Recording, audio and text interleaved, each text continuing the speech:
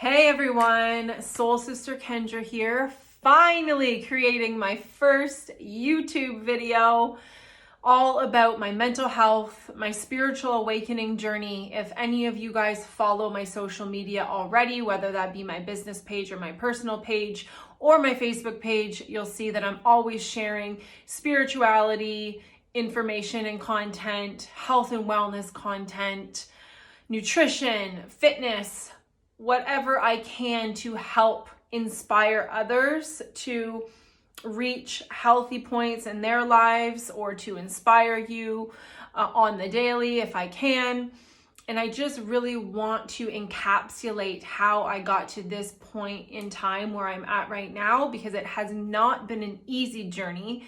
And I know that social media sometimes can make people's lives, it can embellish people's lives, but I have been through hell and back, literally, to get to where I am today. So I have one other time shared my journey on social media, and this is only the second time I'm actually going to be sharing the nitty-gritty of my mental health and spiritual awakening journey. So come along for the story.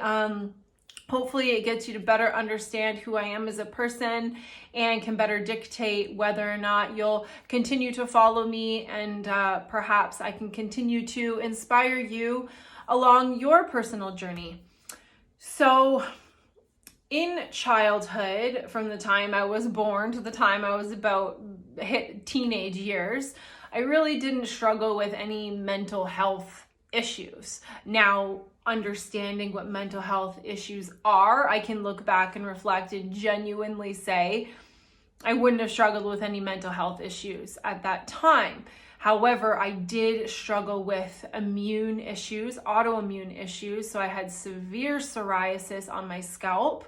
I don't know at what point in time that began, but it was very severe. I remember in elementary school, my friends, this is kind of disgusting, but my friends would sit and pick at my scalp and pick the dry skin off of my scalp. And it was painful and it would bleed, and it was like liquid would come out of it. And it was terrible. We would just use all the over-counter Selsun Blue shampoos and whatever we could. We didn't really have a very good awareness or knowledge of natural medicine at that time. I wish I knew then what I know now, but that's how I've gotten to where I am today from all of the things that I've experienced and been through.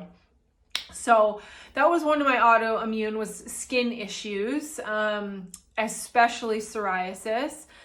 And secondarily, not really in a hierarchical position in regards to severity, but I also had extreme abdominal pain. And so basically it always seemed to be triggered at night, I found, in reflection, where I would get these gut flare-ups to the point where I was in excruciating screaming pain. So we always thought I just had to go to the bathroom and then I would be better. So I would sit on the toilet. My mom would rub my back. She would often get me a banana, which always seemed to kind of do the trick, which now I'm thinking maybe because of the minerals, the potassium that's in there, that kind of helps to regulate my gut a little bit. But yeah, so I would have these bouts of abdominal flare-ups so often. I honestly couldn't tell you how often I was experiencing that, but it was a large part of my childhood that I recollect.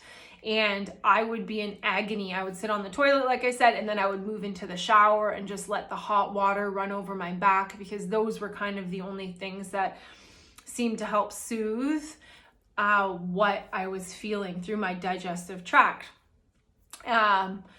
Eventually it would subside. At one point we thought there was an association with hot dogs, so I stopped eating hot dogs, but then I would still get the gut flare-ups regardless.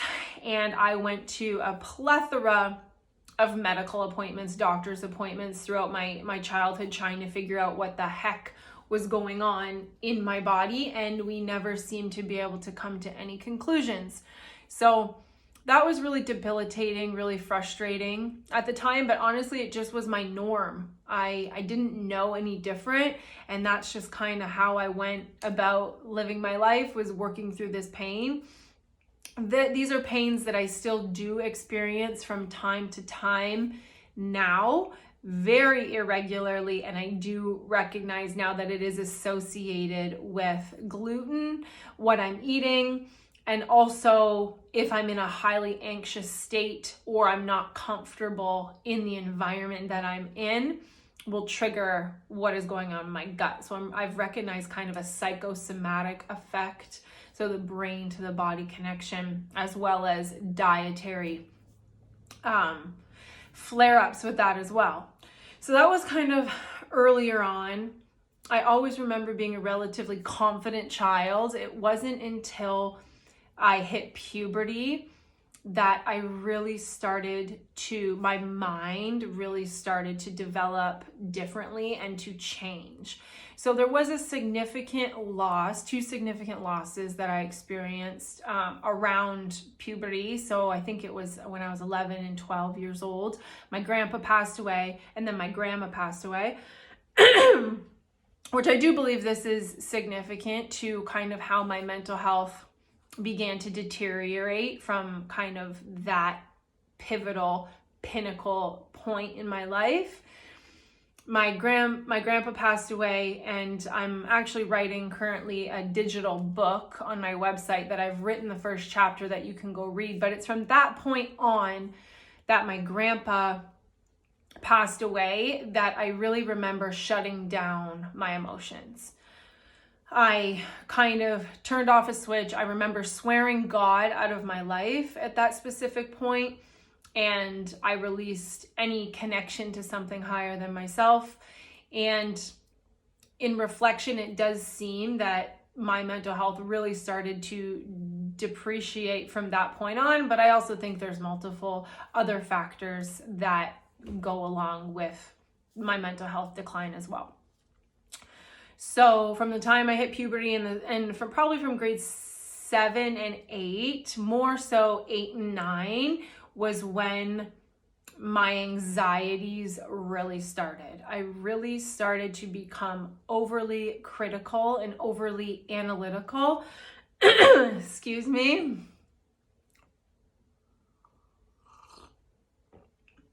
Of myself. And I really at that point in time started comparing myself to other people, particularly other girls, I would say.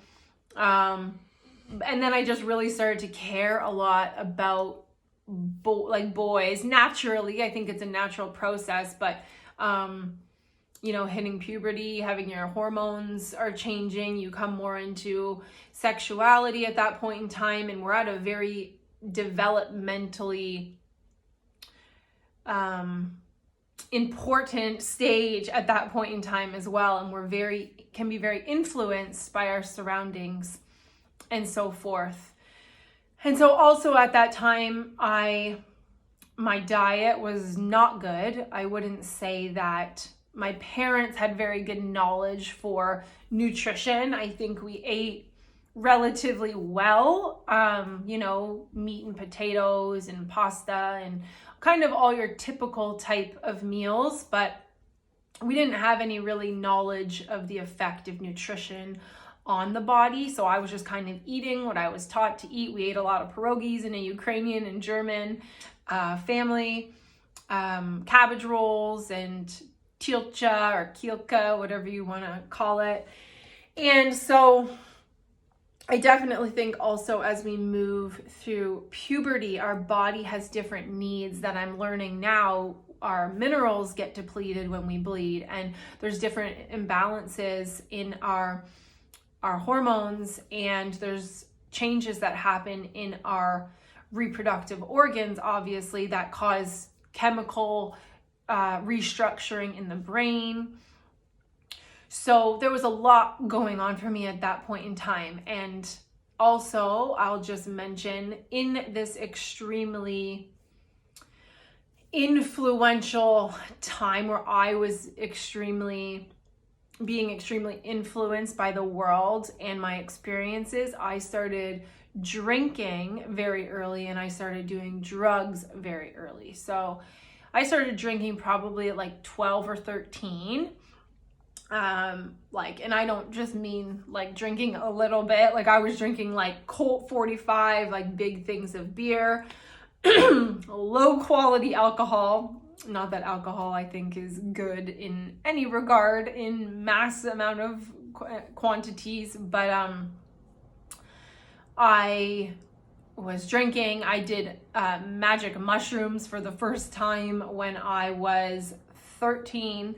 I did 5 grams, unbeknownst to me, in understanding how it was going to affect me. Needless to say, I had a very bad trip. I saw Gollum. The stairs looked like a rainbow piano. I bawled my eyes out walking around telling everyone at the party to never eat mushrooms ever in their life, because I was just I was like a puddle of mush. It was an awful, awful time. At 13. So already I was going through hormonal changes. I got my period for the first time at 13. I was introducing drugs, which really messes with our chemistry. And I was being extremely influenced by the world around me. And then also I lost 2 very significant people in my life. So at that point, I really feel like that's when my mental health really started to decline. And also early on, I started having sex way too early in my life and getting involved in relationships way too early. And I think that also really had a tumultuous effect on my mental health, caring so much about boys when really I should have just been having fun with my friends and playing sports and going to school and learning and getting educated and whatnot. You know, the choices I was making and the entanglements I was getting caught up in weren't the most ideal.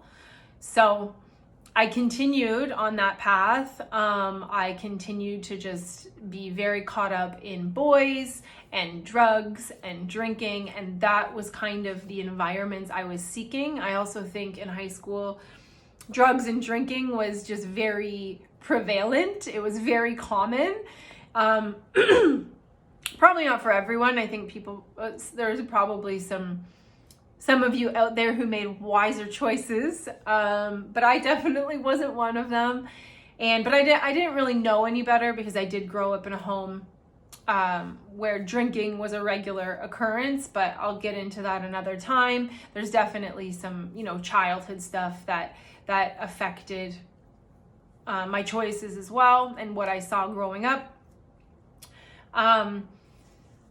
So yeah, definitely the choices I was making was affecting my mental health big time. And my anxiety was eventually, just because of the drugs, the drinking, likely not getting an adequate sleep, which is so important, that I now have come to learn how important sleep is on our hormones and everything. It's no wonder to me that my brain chemistry was so out of whack. I ended up having the most severe anxiety all through high school. So in high school,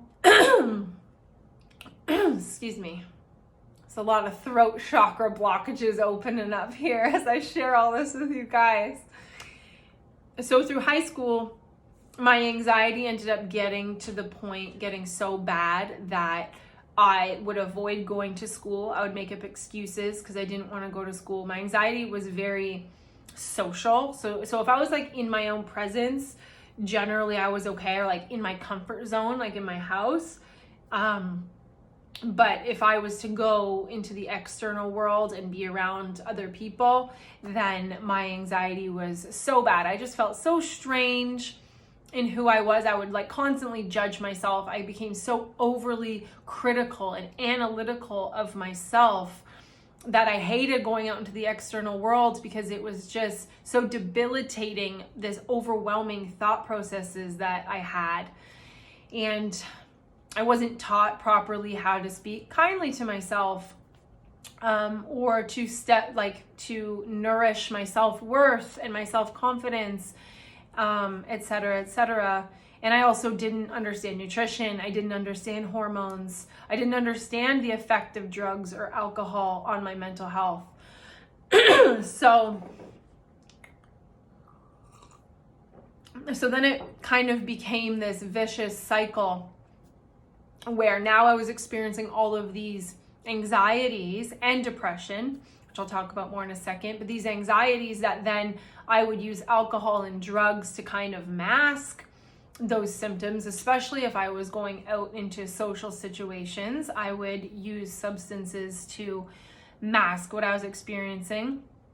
And also, I just never talked to anybody about what was going on inside my head because I felt like I didn't want people to think I was weird or strange or that I was insecure, right? Or I didn't think that anyone else was going through what I was going through. So I just kept it all bottled up inside, which now I understand is so not good for us. It's so important to share how we're feeling in safe spaces so we don't keep all of these emotions and feelings and thoughts bottled up inside of us. So continuing through high school, I continued to just sleep with guys. I was extremely promiscuous because I learned early on from my earlier relationships that if I wanted someone to love me, I had to have sex with them. So I had sex with quite a few people in hopes that they would fall in love with me, which they never did. Maybe they loved me as a friend, I don't know. But yeah, and honestly, I was to a point where I was just so insecure with who I was as well that I wouldn't have even been capable of loving because I was building all of these really unhealthy patterns within myself that I was now projecting onto my relationships or the people coming into my life. So that was pretty well like a good chunk of high school. Another thing that I'll mention is my anxiety at one point got so bad that I couldn't even walk down the same side of the street as someone else. I had to cross because I didn't want them to look me in the eyes. I was just this big ball of anxiousness. And as I'm sure you can all understand, if you're living in this constant state of anxiety, that would obviously put anyone in a state of depression.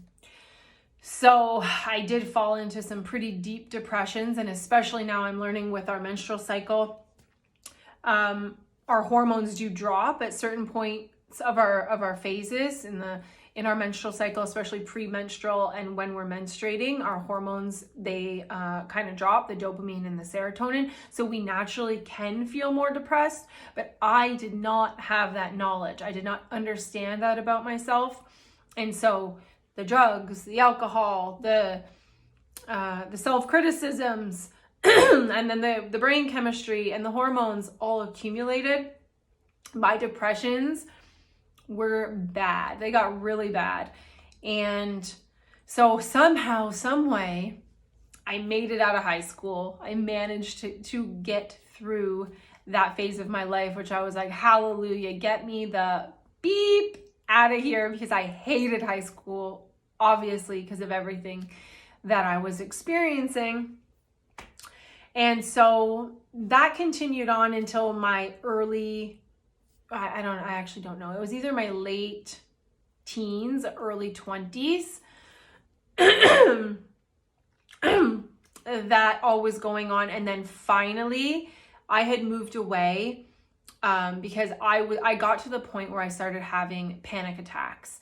And I remember the one panic attack I had, I was working at Picasso's in the Penn Center as an esthetician, and I had a full-blown panic attack there, and they called the ambulance, and I got rushed to the hospital on a stretcher. And at that point, was probably one of my lowest in regards to my mental health. Definitely a stepping stone to one of the worst points in my mental health was the panic attacks. It's to a point where you have no more control over your nervous system. It completely takes over. Everything went black for me. I wasn't feeling good. I was feeling dizzy when the panic attack started. I started feeling my heart race. So I went and I sat into the washroom at my work. And all of a sudden I looked around and the walls just started like closing in on me, and I got so dizzy. And then I went into the back hallway and my boss came out and asked me if I was okay. And I said, I am not okay. You need to call the ambulance. Like, I don't feel good at all. So I went to the hospital. And so at that point, I still wasn't telling anyone what was going on with me. Mental health was really not talked about at all. My parents hadn't talked about mental health struggles that they have had. My family didn't communicate very much about much as it was. So never mind like actual like personal feelings and inner conflict that we were going through. We didn't talk about that. So I continued to suffer. And so what I did was I actually tried what we called the geographical cure. And I ended up moving to Tobermory with some of my girlfriends from high school, which I wanted more than anything for it to just be like the safe haven escape and the rejuvenation that I needed. Just get out of St. Catharines and I was going to be okay. But that wasn't the point. That wasn't what happened. We went to Tobermory and we were all supposed to work at a restaurant the beginning of June. However, the restaurant didn't end up opening for a whole nother month, not until July. So we had a whole month to kind of just do as we pleased. So what did we do? We drank, we smoked weed, we partied. And that just also like took its toll on me. And my body started getting really heavy. I was starting to get like puffy. Like I started to really notice like physical changes in my body at that point. The depression, all through high school, I could kind of work through the depression in some regard, but the depression was getting so bad at that point. I was just feeling so heavy. The panic attacks were happening more frequently. And so eventually when the restaurant did end up opening, when I was serving and I went up to the one table to try and ask them their order, and I went into full-blown panic attack. And at that point, I knew I needed to do something about this. I had to talk with somebody about it. I couldn't suffer like this anymore because something was going to happen. I was going to have a heart attack. I did have suicidal thoughts. I never actually attempted suicide. I was never brave enough to attempt suicide. But I had the thoughts often. And so finally, I wrote my mom an email.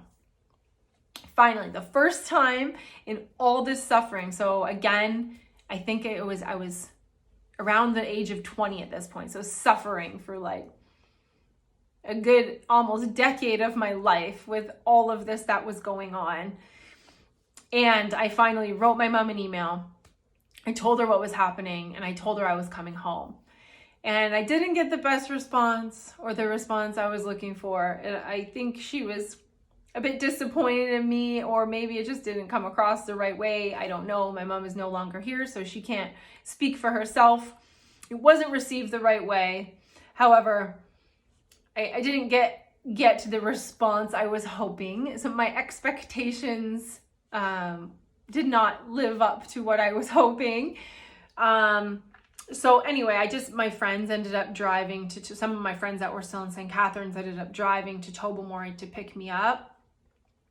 And I went home and I made an appointment to go see my doctor right away and to tell her what was going on. I had to bring a friend with me. A friend of mine came with me to just be a support person for me in what I was going through. And I'm so grateful for you.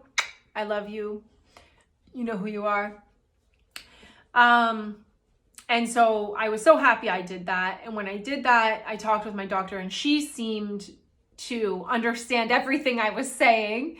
And she was so understanding, and she offered me some naturopathic remedies such as, oh, I think you should start doing yoga. I think you should start going to counseling. But she also did put me on an antidepressant. So that was the first time I ever went on an antidepressant medication. And at that time, I don't know if it helped. In reflection, I feel like I do feel like it did help, but it also came with other side effects that weren't very pleasant.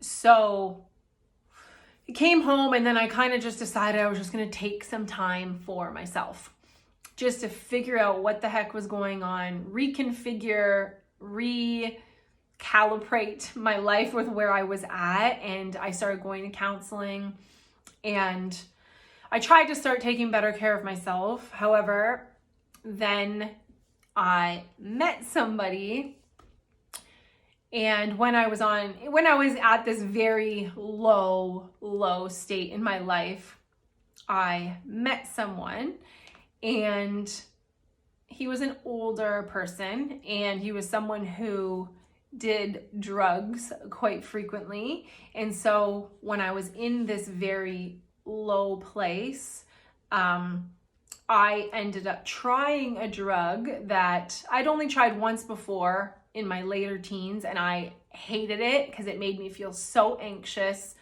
and it just made my heart race. I couldn't sleep, and I just felt like I just hated it. I hated the experience. I was like, I'm never doing this again. And so then I met this boyfriend when I was probably like 22, I would say, and he was successful, and he liked to dabble in cocaine. So that was the start to a very darker path for me. I tried the cocaine, and I felt like I was over the moon. I was flying high. I had the best time of my life that I had felt since I was a child. Essentially, I felt like myself. I felt like I could express myself. I felt like I could just be myself, and I felt free, and I felt emancipated when I was on the drug, when I did coke. And so that relationship was extremely toxic. He lied to me quite frequently. He cheated on me, as we call it in this day and age. He cheated on me. And it was just toxic it was just a toxic relationship. And so when I was with him, he was the one who would get the drug, and we would do it together.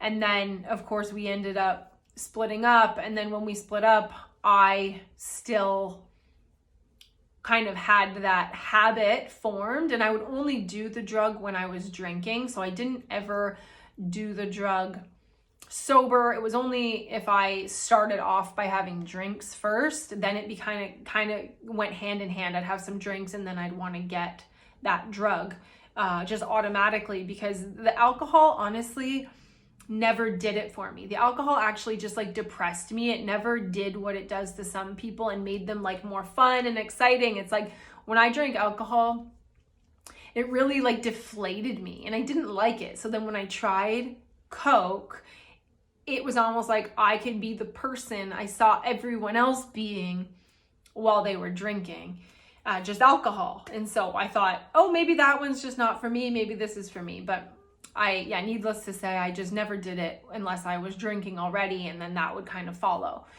So then that habit was built up, and it just went hand in hand. And that went on until about 2015. So for about 3 years, I was kind of just partying and living it up. And somehow in there, I ended up going back to school for massage therapy and graduated and made it out alive and whatnot.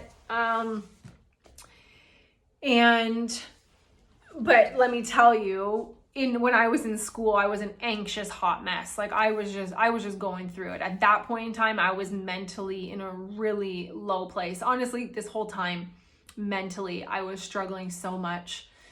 I stopped going to counseling. I didn't keep up with the counseling at that point. I had gone off my antidepressant because I just didn't think like being on an antidepressant and doing drugs was the best thing. So I wasn't on any medication anymore. And yeah. So when I was in school, I remember like my social anxiety was so debilitating that I remember driving on my way to school thinking I would prefer to just pull into the middle, whatever you call that middle piece on the highway. I would prefer to just pull over and just like kill myself than have to go to school right now, because my anxiety in just like social situations was so bad. I would just get hot. I would get embarrassed. My heart would race. My chemistry was just so all over the place. I was so caught up inside myself rather than being out here. I was so caught up in my head. So yeah, somehow, some way I graduated school despite all of that suffering that I was going through, the mental suffering I was going through. And then that takes me to 2015. It was my first year as a massage therapist. I somehow, again, the human will is so strong and so potent that despite everything I was going through, I still upheld jobs. I still was making money. I was still able to pay my bills. I was living at home for a good chunk of that time. So I didn't have that many bills, but somehow, some way I was still able to survive and work and whatnot. Work was always my safe space. I love to work. I love to work hard. I do think that that's a trait that I did get from my mom and my dad. But just my mom being like the womanly figure in my life. She was a really hard worker. And my work, no matter what I was going through in my life, like mentally, like work was always my safe space. And I always felt like I could be myself when I was at work.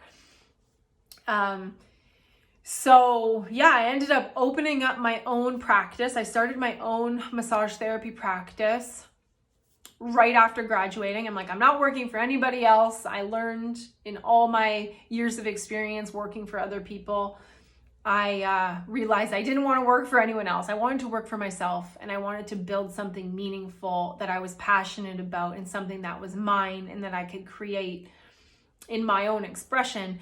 So I started building my massage therapy practice, and I rented a space out of a place downtown from a very beautiful, lovely mentor that I worked alongside for a few years, that I'm so grateful and blessed that I got that opportunity with her. I've learned so much with her.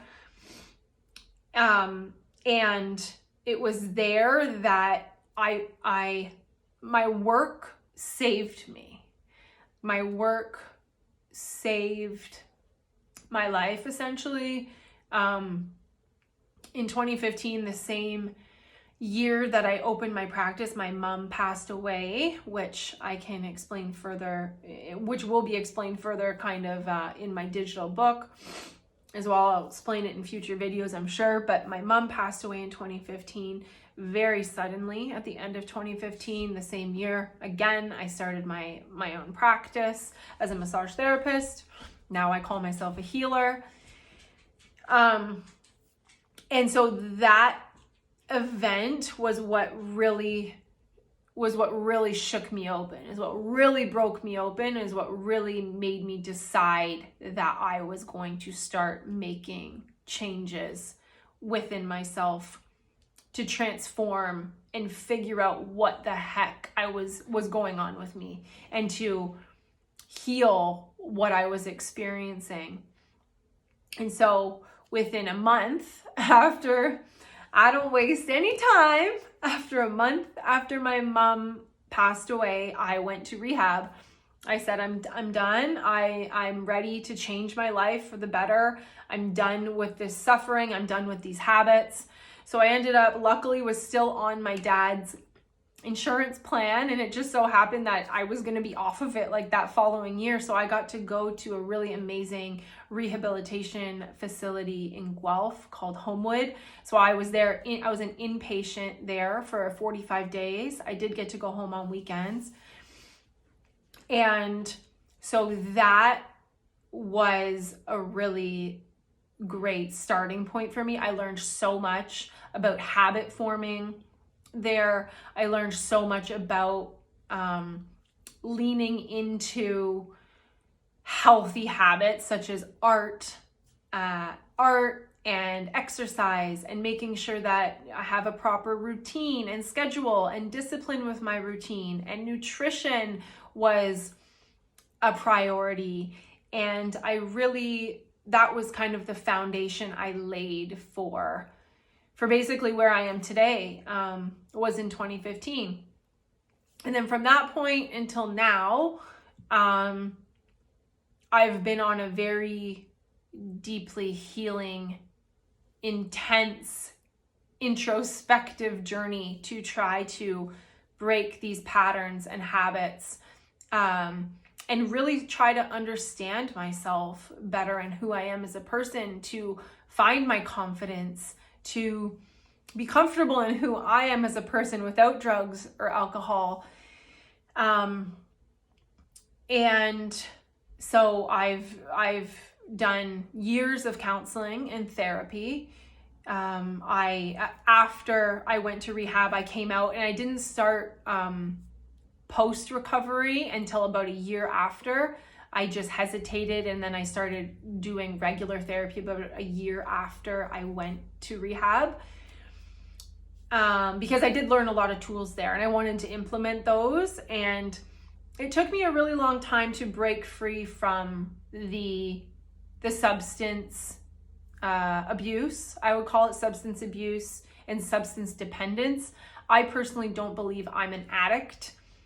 I just think I have a lot of issues kind of that were causing me to use these substances as a band-aid, because now I barely drink at all. I might have a drink here or there, and sometimes I'll smoke a little bit of weed, but honestly, for the most part, I just prefer who I am sober, and I never thought I would ever get to this point in time.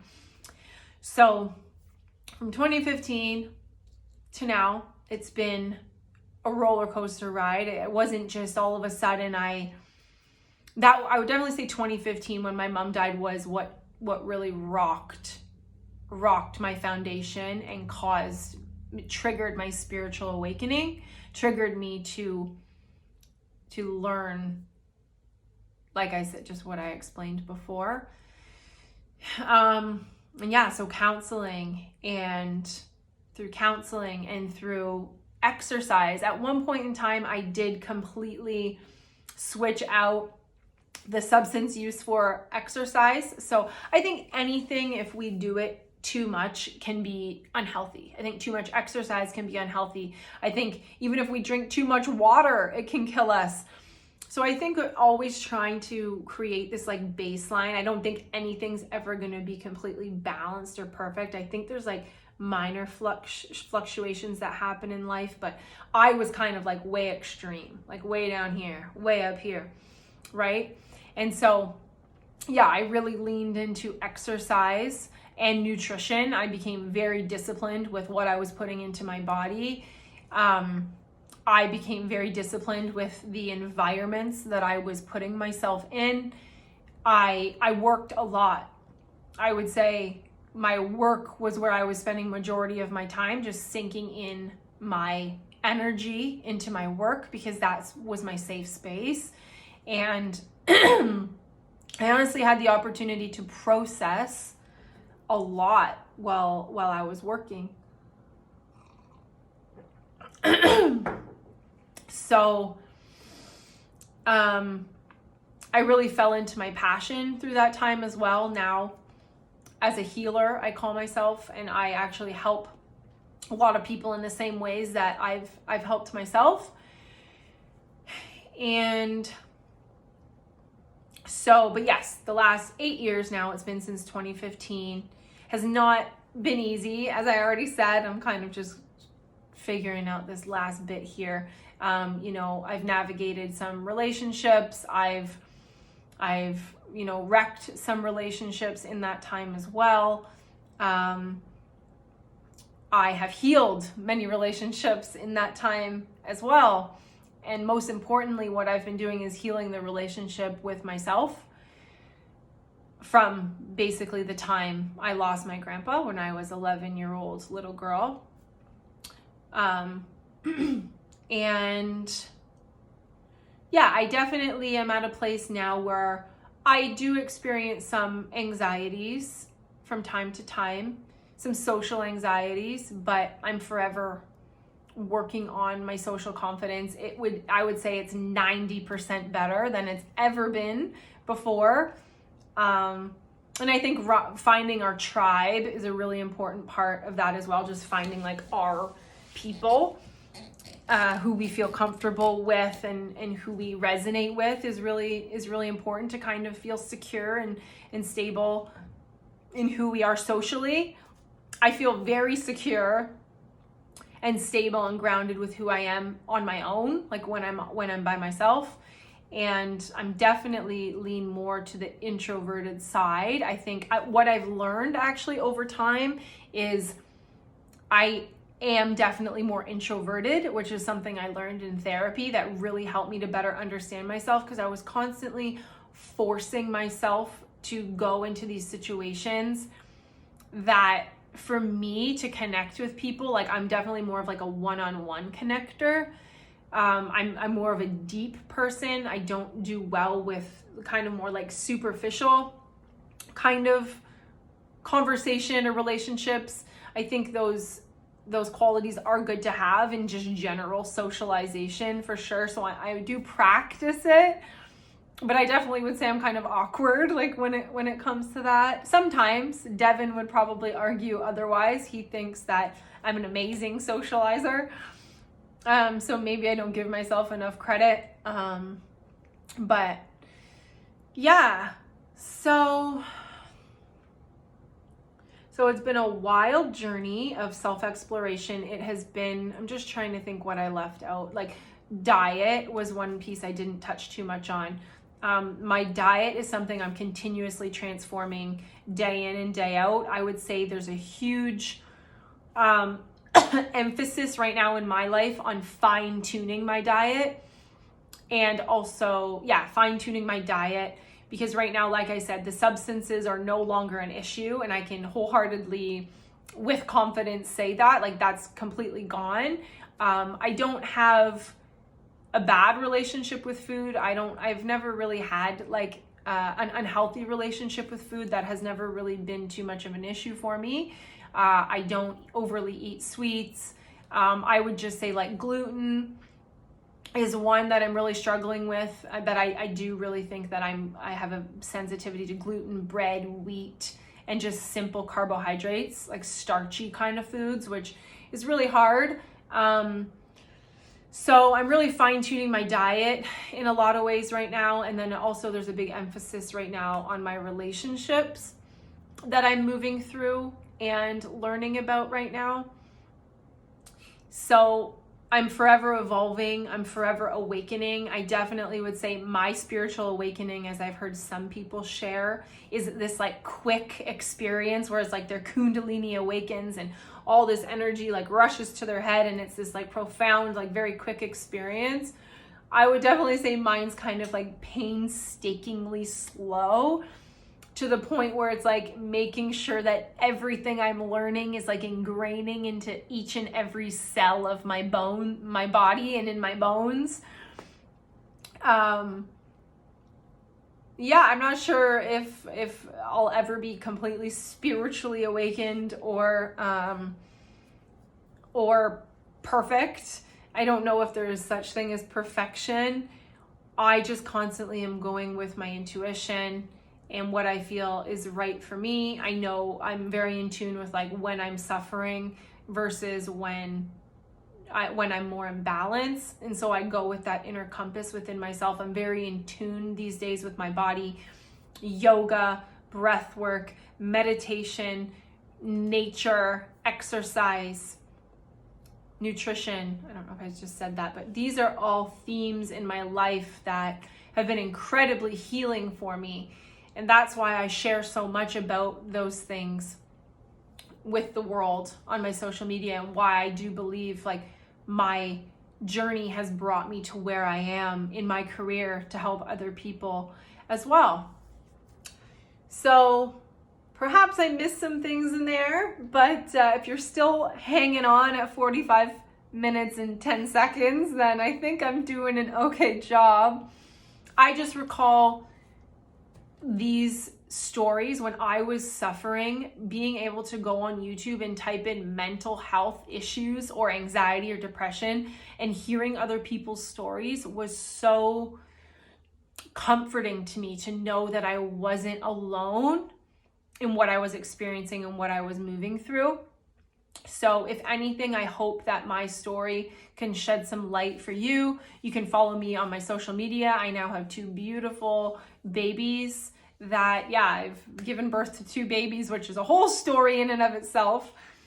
But I have 2 beautiful babies. I have a successful wellness clinic on Lake Street in St. Catharines. So I'm a massage therapist, but I prefer to call myself a healer. So I help people with somatics. Like I help them with the mind-body connection. I use breath work. I use movement. I use manual therapy with my hands through massage.